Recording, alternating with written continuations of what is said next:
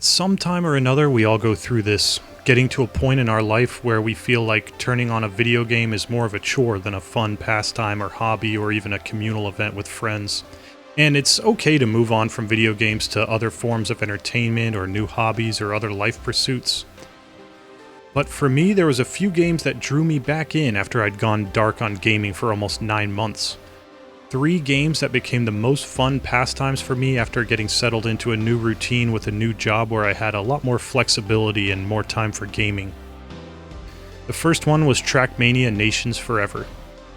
I played Trackmania a lot back in the summer of '08 or '09 or something like that.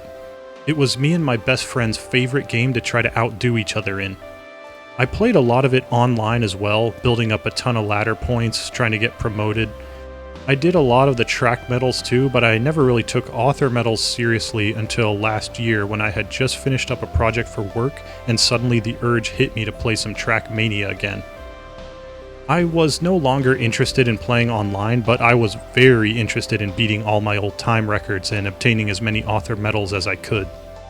And then, just like that, I was hooked again, sinking a significant amount of hours into the game whenever I got a chance. I still don't have the author medal on every track, but I still come back to the game to get a taste of that high-speed, high-precision driving that no other game can offer. The next game was Stardew Valley. I'd had my eye on Stardew Valley for a really long time, pretty much ever since I saw a copy of it in my local Target a few years ago, but I never really needed it until my brother recommended it to me. He showed me his farm and how the game worked, and he told me about the insane level of freedom that the game offers, and how you can pretty much play the game continually without an ending. I finally got myself a copy after last Christmas, and I was pretty much hooked right away. Something had recently changed in my attitude towards gaming. See, In my younger and more vulnerable years, I preferred games to tell me exactly what to do and how to do it. Not all the time, but most of the time I wouldn't even enjoy a game unless it was very clear how to do everything and solve every puzzle, etc. I didn't really like that about myself though. Not that there's anything wrong with liking games like that, but I just wish that I was a little more open to exploring and figuring things out on my own. And the game that recently set me up for that was Elden Ring. This is the main game that reinstated my love for the medium of video games.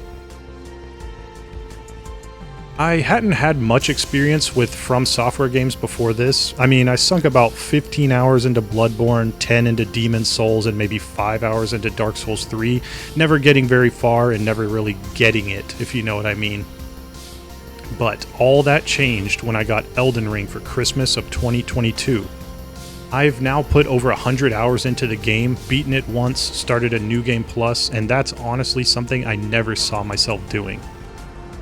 Confession time. Back in the 2016 through 2021 years of me, I would typically set any single-player game to the lowest difficulty setting. That would typically be something like easy or story mode, or why don't you just let the game developer hold your hand through this whole experience setting. But now that I've played and beaten Elden Ring, I tend to leave games on the default difficulty, or even set it to the highest one if I'm feeling bold. And I've really enjoyed the change in my game preference, as I feel like I get so much more out of a game when it actually takes some effort to achieve my goals. And Elden Ring definitely was that for me. I mean, I spent literally the first 40 hours of my playthrough just getting all the pieces for my mage build. You think I'm kidding, but I'm really not. I mean, look at this guy. But that's all I have to say about that. It's okay if you don't like video games, or if you like them for a while and then stop liking them, fall out of playing them, etc.